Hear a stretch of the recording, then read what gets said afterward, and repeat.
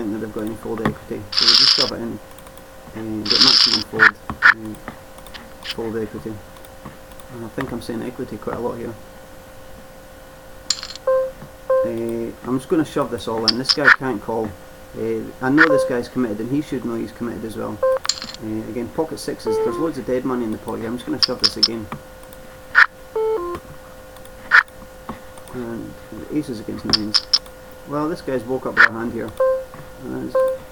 Eights is, yeah, it's about the bottom end of the range I would have done that with. 5 would be nice. But bad to be dominated in this hand here. But we'll pick up a pair, and there was, I think there was 3 limpers. 2 limpers, plus the blinds. There's already 560 in the middle. It's pretty stupid to take a free card here. You've got a pocket pair. You've basically only got the big blind to get through. If this guy folds, the other 2 guys can't really call. So it's just unlucky that the big blind broke up with a hand there. He did the right thing by isolating though, so fair play. King Jack. If I was going to play this hand, I would 3-bet shove this all in. But I've still got a few tricks to play with. I'm going to give him a bit of respect until I see him do it a couple more times. King 8 suited on the button. No, I'm not going to tangle that way. I've got a bad feeling about that one. Fold my raggy ace there. So we're doing pretty well in 3. We're up in this bottom left table, and we're about starting to stack on the top left table. And this guy's only got 1300 behind, and we're in the money, so he's going to be gambling with a wide selection of hands. And 9-2 is not the hand to race him with. This guy's basically committed himself to the pot, so even though we've got a fairly nice 3-bet shove hand, fairly short stacked, I don't like the ace 6 against his opening range there, so we'll fold that.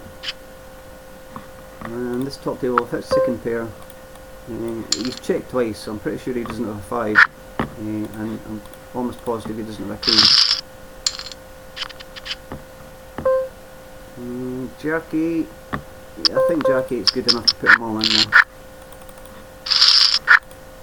As I say, the random hand, the average hand heads up should be about Jack 7, Jack 8. So if you're a small blind versus the big blind, and you notice that the big blind's fairly short stacked, if you pick up, I suppose Jack 10 plus, it would be nicer to have a Queen 10 up.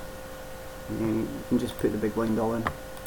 But as I say, I mentioned it earlier, just look on Google for sit and go ICM, and you'll find pages and pages of articles about it. I'm just going to fold that there. It's a scary limp. This guy's limping in. I'm just going to complete my auction with my ace here. If he'd folded, I would have put the big blind all in. But the check from the other big stack at the tables is a bit scary. He's obviously got some sort of hand. And it's going to check, check. We're going to represent him with hit the queen here. Obviously if somebody calls, I'm just going to shut down. And that's not a nice card. My only move here, I can put them all in or I can give up, and I'm just going to give up here. The 10 of hearts is a pretty scary card. He's maybe on a club draw and our ace high is good.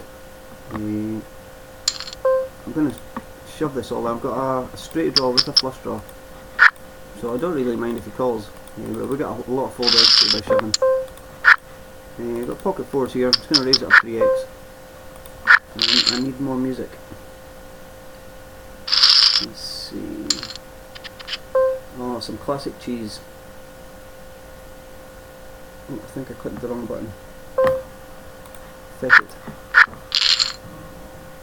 Right, okay, I need to get back to this song. Right, here we go. Some classic cheese. Scooter. Pocket 6 here. I'm going to 3-bet shove this if somebody raises it up. We've got King 10 suited on the button here. We're going to raise up 3x. I probably would have called the short stack if he'd shoved. Obviously don't want the big stack coming in over the top. It's scary, this guy limping in. He's got less than 10 big blinds behind. And we've pretty much bricked the flop. We've got pocket nines in this top table here. As I say, less than 10 big blinds, just going to shove it in. We picked up a flush draw now. I'm just going to check and see if we can get a free river. It's been min raised from under the gun +1. As I say, I'm just going to 3-bet this. If he's got a bigger pocket pair, so be it. Well, it's a 50-50. I think we're due to lose a 50-50. Yeah, we've won a few too many of them tonight. So we've got our money in. You can't win them all. Mathematically, we've got our money in as a favourite. I've got a gut shot here actually. I'm just going to float, see what he does in the river. It's quite a nice river for us to bluff actually. We can pretend we were calling with a 6 and now we've made trips. He's obviously going to call with any 10. I think he would even call with a 9. But we're pretty sure with the min bet on the turn he didn't really have much at all. Ace 4, I'm just going to fold this in my big blind there. Ace 9, I could shove this, but you've got a lot of players to get through, so I think there's better spots that'll come up. Sort my tables out here. Hopefully you'll be able to see it slightly clearer as I make them bigger. Oh, we're actually heads up in this table now. So I just raised it 2.5x on the button. Quite aggressive when it comes to heads up actually. I really don't mind getting my money in as a 60-40. As I say, just as we speak, I'm going to 3-bet this guy with 8 high. And then I'm going to... I was about to shove the flop there actually. Let's bet 2,000. We're committed, we've hit a pair. We're basically committed to the pot. If he's got a king, so be it. We've got outs. But I'm a bit of a maniac when he gets the heads up. We'll give him a walk, just so he doesn't think we're completely losing the plot. Can you hear that happy hardcore in the background? I love it. Nice bit of cheese. And we've pretty much bricked the flop here. And min bets. Would be interesting to float him and try and steal it away from him later on. And again, I'm going to 3-bet this guy. He's raised us an awful lot. We're committed to the pot. So even if he puts us all in, we're going to call. But we're in the money. And he's flat called. We've hit a pair, so our money's going all in. Don't really care what he does. Okay, let's see what you've got. King 2, we're actually ahead. So we'll see if we hold up. Well, he hits a 9. We've got a redraw. So it's pretty sick for him to call, flat call with 3-bet pre-flop with did we win that? Oh, sorry, yeah, jacks are ahead, the 10s obviously. Okay, right, that's a bit of a dime bar moment. I'm going to isolate this actually. I could have just flat called, but I'm going to isolate. We're ahead so far. He's hit an 8. So we maybe could have flat called there, and hopefully the big blind came in as well. But we got our money in. It was a 60-40 favourite. We've got second pair on this table down here. Really don't think this guy's got an ace at all. Pretty sure our 9s are good. And we've got a check raise in there. I don't know what I was thinking on that last, and all I saw was he put a pair of 10s on the turn. And for some reason, my dime bar moment just presumed that 10s were better than jacks for some reason. So this guy's limp called our raise out the big blind with ace 9. We've hit second pair with an ace kicker, which is quite nice. Raising with ace 4 suited in the small blind here. And you've raised this.